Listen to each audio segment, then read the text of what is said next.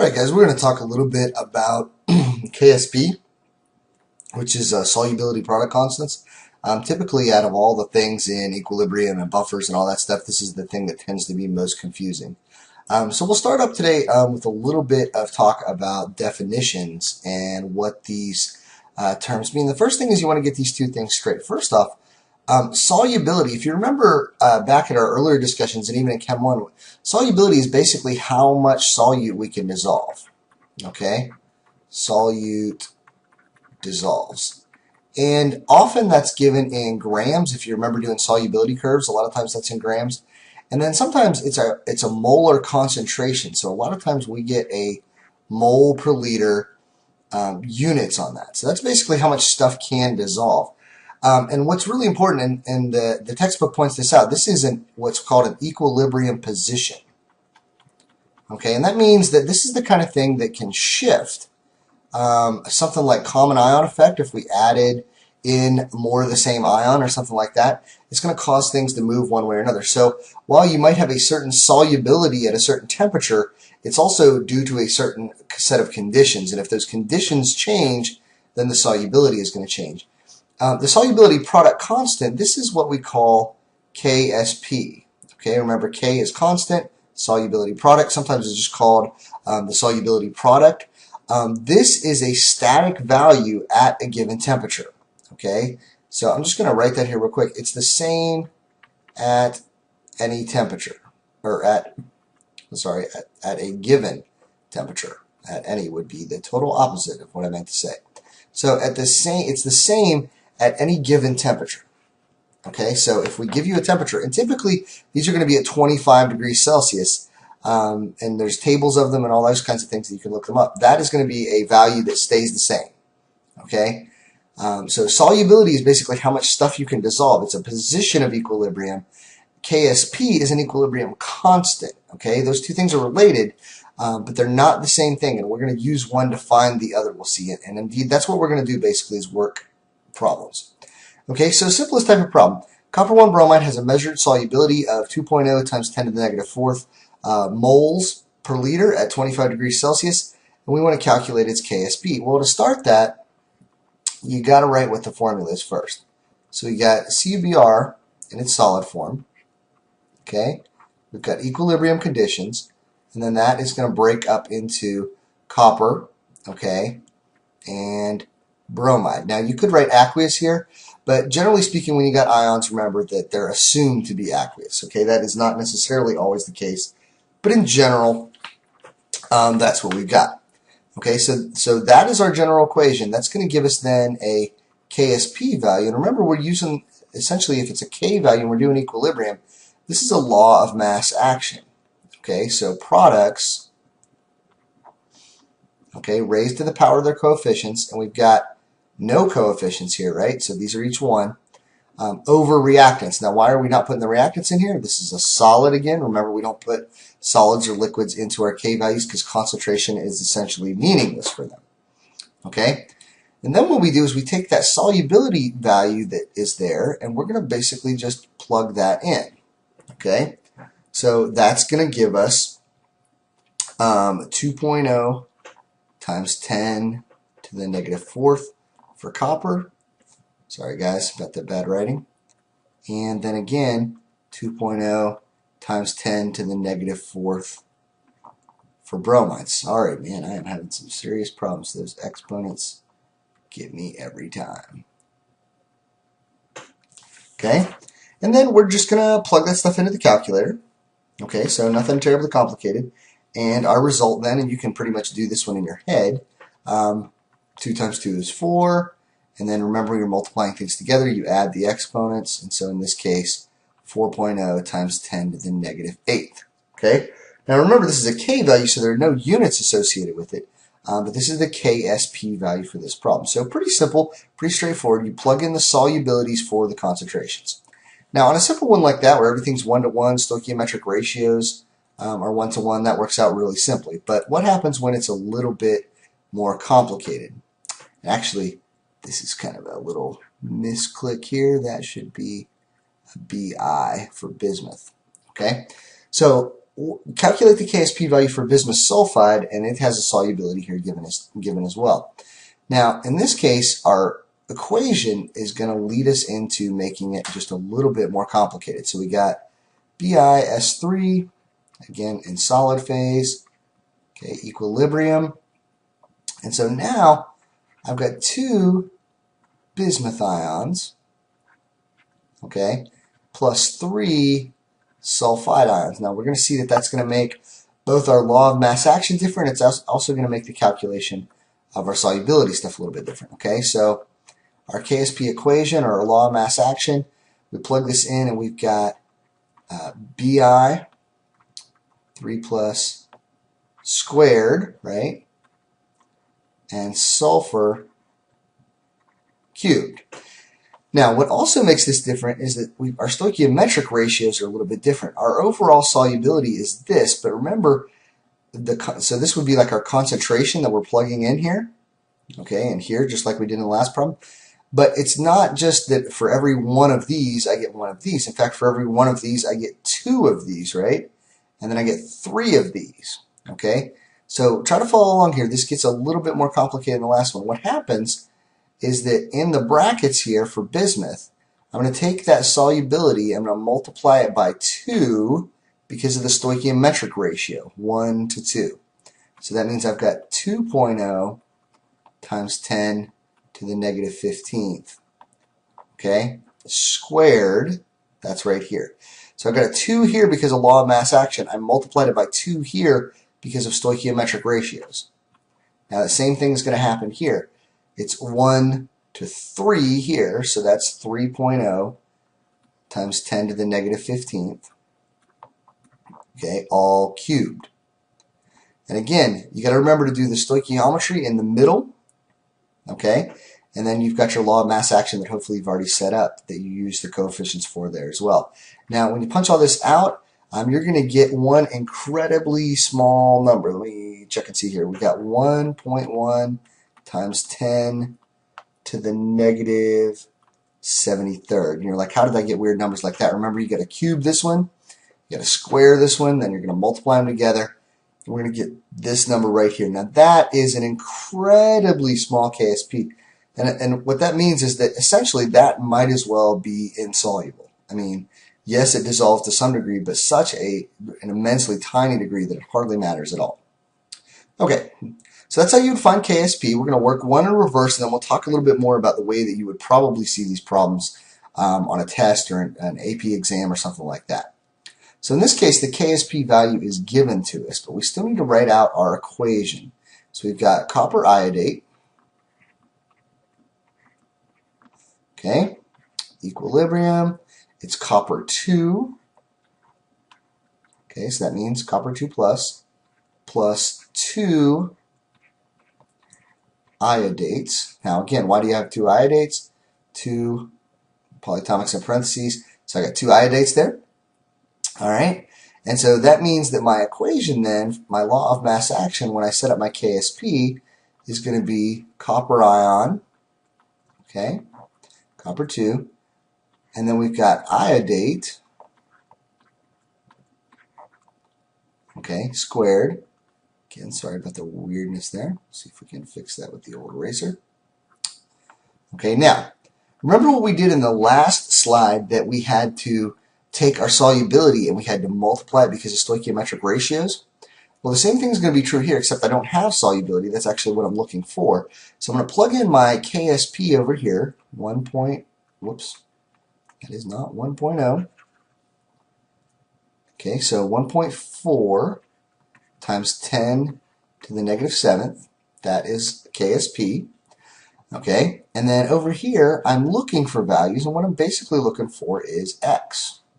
I'm trying to find the solubility, and solubility was what we plugged in the previous problems. We're trying to basically find the concentration of these things at equilibrium.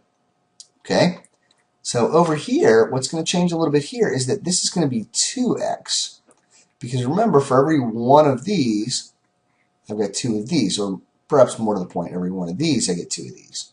Okay, so 2x and then squared. And so when we get sort of down to the brass tacks of the algebra, this is going to become 4x cubed, okay? 2x squared is 2 squared is 4, x squared is x squared, times another x gives us x cubed. So we get 1.4 times 10 to the negative 7th. And then mathematically, what are we going to do here algebraically? So divide each side by 4, right? Okay, that gets rid of that. And then we're going to take, you guessed it, the cube root of each side. Okay? Now, you can plug that in your calculator. Most of your calculators probably have a cube root on them. Or you could take it to the 1/3 power. That would also be equally valid.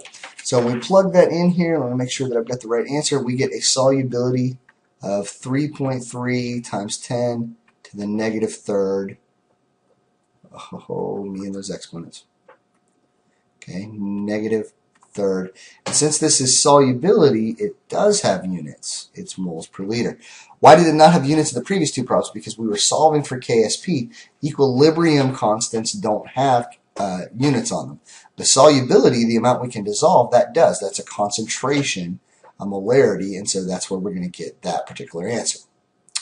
Okay, so that's sort of the basic easy problems. What gets a little bit harder is these are the types of problems that you are more likely to see. What you're going to see on an exam or on the AP test, particularly if you happen to get one of these for free response, or even if you get one maybe as multiple choice, when the math is easy enough that you can work out in your head. What they're going to be concerned with is, do you get a precipitate? There's basically two types of things that you might see. You're going to see a, do you get a precipitate? And then you're going to see the next type of problem that we'll jump over here to in a second, which is, you've got two things, which one is going to precipitate first? Okay, so let's walk through these two problems. We are going to mix cerium nitrate, cesium nitrate, with potassium iodate, okay? And then it says, will cesium iodate precipitate out of this? Okay, so they give you a KSP value, and so essentially you need to find, are the concentrations that you're going to get here of this thing enough to leave us with a precipitate? Okay, so first off, the first thing that we want to do is we've got two ions that we're worried about. I am worried about, okay, my cesium, all right? How do I know it's 3 plus? Again, nitrate's -1. I got 3 of them. Okay, so that lends itself to that. And then I've got iodate, and I need to figure out what their concentration is when we put them in solution. Now, I have concentrations given, right? But I'm adding two things that have two different volumes together. And so that's going to kind of mix things up a little bit. So the first thing you need to do is we're going to figure out the molarity of each. And remember that molarity, okay, or moles per liter, is exactly that. It's moles over liter. So for the CE, well, the way that I work that out is that I've got 750 milliliters, okay, times my molarity that's given in the problem, 4.0 times 10 to the negative 3rd. So that's going to be moles, or more accurately, it's going to be millimoles since I'm using milliliters here. Okay? Me and the exponents, I know. And then we're going to divide that. Since we're going to get millimoles up here because I'm using milliliters, we're going to divide that by the total, which is 750 plus 300. Now, did I have to do that in milliliters and millimoles? No, you could have converted. That could have been 0.750 liters, 0.750 liters plus 0.30 liters. That would have been fine. Any of that's okay. But when you're trying to get these done quick, millimoles sometimes work just because it's less conversions that you have to do, whether in your head or not. So to find the moles of the iodate, I've got 300 milliliters of it times its concentration, which is 2.0 times 10 to the negative 2. Hey, I didn't mess that one up for once. Okay. That's the moles on top, right? And then divided by, again, by the total, since we're mixing these things together. Okay? So you got to punch those out first, and then we'll do the actual sort of KSP part of the problem. Right now, we're just finding what our concentrations of each of these things are. So we're going to plug those in. Let me make sure. I think I might be on the wrong page of my notes here. Okay. When we plug those in, we get 2.86 times 10 to the negative third. And then down here we get 5 points. We get 5.71 times 10 to the negative third. Remember, these are concentrations. Okay, so that means that they are both in moles per liter, or you could have written molar. Either way would be sufficient. Now, so what do we do now? We already have a KSP value, so the way that we're going to figure out if this is going to precipitate is we're going to basically calculate a QSP value. Okay, what does that mean? Remember that Q is initial conditions and K is equilibrium conditions for any sort of equilibrium reaction. So what that means is we're going to take our initial conditions right here, we're going to figure out what our QSP value is. Okay, so to do that, what do we need? Of course, we need an equation. Okay, and I didn't really give you an equation here. So let's go ahead and write that real quick. And again, you would have to write this out. This is my solid that I'm using. Ce IO33 equilibrium. We get 1 Ce3 plus. We get 3 iodates, right? Okay, so that means that my law of mass action is going to be Ce3 plus times iodate,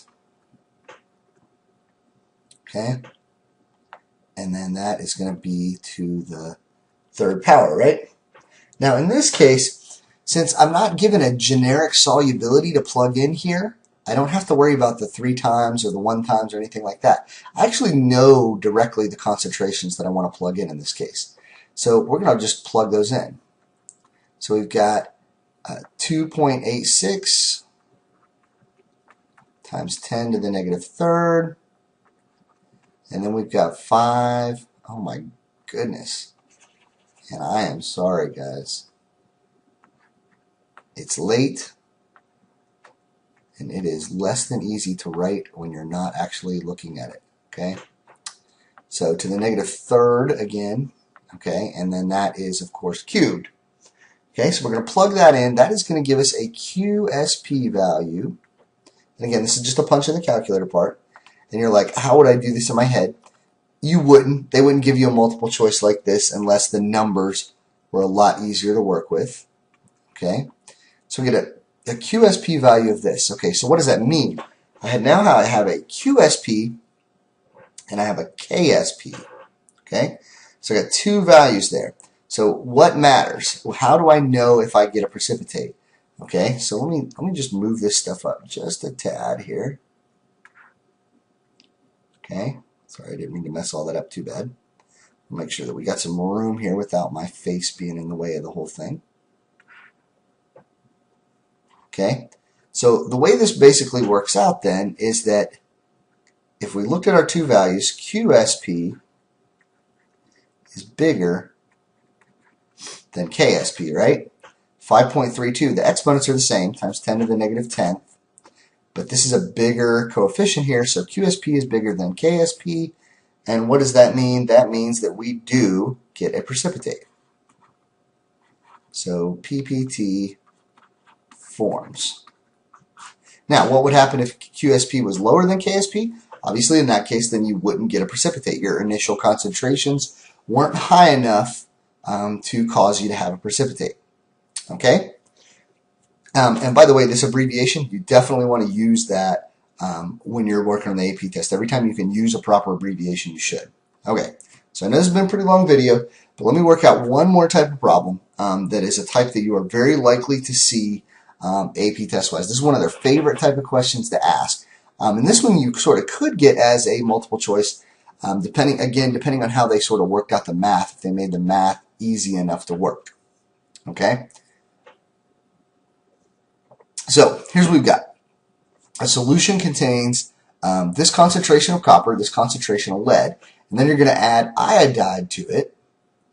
And so it wants to know which of the 2 things is going to precipitate. You're definitely going to get a precipitate out of both of them. Okay? Lead iodide gives a precipitate. Copper iodide also going to give a precipitate. Okay? And so the question then becomes not, are you going to get a precipitate, but the question is, which one precipitates out first. Okay, so the way you do that is you basically work a KSP for each problem. So we're going to do lead first. Okay, let's just make a little note over here, lead. Okay, and so my KSP value there, and I'm not even going to write out the whole equation because if you were working on the AP test, you would be trying to do this as quickly as possible. Okay, so iodide, and in this case it's squared. Why is it squared? This is going to break up into PV2 plus 2I minus, right? Okay, so it's going to break up into that. I know my KSP value. Okay, my KSP is 1.4 times 10 to the negative 8th. Okay, and then remember, what do we do here? We substitute in x, right? This is 2 times x squared. Okay.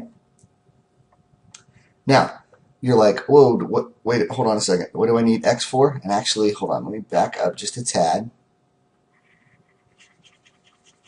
I was just solving for solubility. I'm not actually solving for solubility here, right? Because I actually know my lead concentration. It's 2.0 times 10 to the negative third. What I'm looking for then is my iodide concentration. Okay?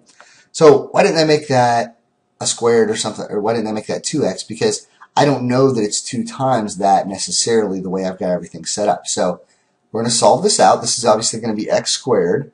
And then when we solve for iodide, our x value, okay, which is I minus, is going to equal out to be 2.6 times 10 to the negative third. Remember, that's moles per liter because this is a concentration or a solubility. So what does this mean? This means that the lead will precipitate out as soon as the iodide reaches this concentration. Okay, which is not terribly high, but it's kind of high. I mean, it would definitely take a few drops depending on how much stuff you had. So real quick, let's work the other one, the copper one, and see what happens there. So we got a KSP value, right? In this case, it's just CUI. So I've got copper, okay, and then I've got iodide. Plug in our KSP value, which in this case is 5.3 times 10 to the negative 12th. Now, I'll tell you what, just from looking at these values, KSP is a lot lower for this, okay, which probably means I'm going to get a lot lower concentration of iodide necessary to make this precipitate. Okay, now we're going to do the math just to be sure, but that's just kind of my gut feeling here as we plug this stuff in. So I'm going to plug in my copper ion concentration, which is 1.0 times 10 to the negative 4th. Okay, where did I get that again? That comes from right here. Okay, and then again, I'm looking for my I minus, or you could have put X in like I did the last time. Not squared in this case, right? Okay, why not? Because I don't have 2 iodines for every CUI. There's only one of them, whereas there was 2 for the lead. Okay, so punch out the math here, and we get an answer of 5.3 times 10 to the negative 8th. Okay, now don't get yourself confused because you're like, okay, no problem. Lead, this one has a bigger number than this one. But remember what's going on is which one precipitates first. This is how much iodine, okay, and remember this is molarity. This is the concentration of iodine I need to get copper to precipitate. This is how much iodine I need to get lead to precipitate. This is a lower concentration. Since this concentration is lower, that means that I need to add less iodide to get this precipitation started. Okay, so which one is going to precipitate first? Cu is going to be first. Okay, why? Because lower concentration of iodine needed than I need in the lead. So I'm going to get that one first. Okay, these type of problems are really common. They're not that complicated. I mean, if you look at the math, this is way easier than the equilibrium stuff or the titrations or any of that stuff that we did with buffers or anything like that. So you just have to know what you're doing and what to plug in. Okay? As always, we'll go over a bunch of these in class, and hopefully it'll become a little bit more clear as we work through some examples.